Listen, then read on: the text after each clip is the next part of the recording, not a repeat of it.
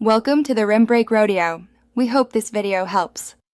You begin by locking the image so keying works. Set camera to manual and nail exposure and white balance now. Once done, place the subject at least 5 meters from the green to reduce color spill and capture a clean reference frame or color sample for the key. Make sure lighting is soft and even shadows and hotspots break the key. You're starting mid-process. This gives the algorithm uniform green to separate from skin and fabric, which simplifies later steps. You now apply the chroma key and pick the sampled green with the eyedropper so the key targets the exact hue. Next, increase tolerance carefully. Too high removes details, too low leaves green fringes. Adjust while watching hair and fabrics.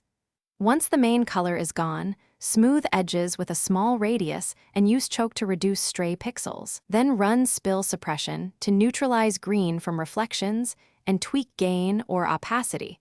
So the composite. You finish by previewing the keyed clip against different backgrounds and motion to catch hair, glasses, or motion blur problems.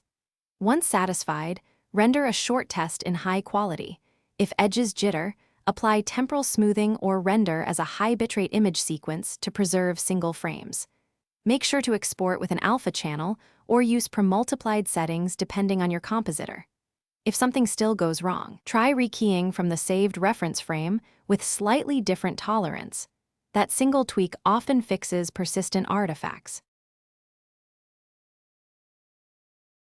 Thanks for watching. Consider subscribing if we helped you.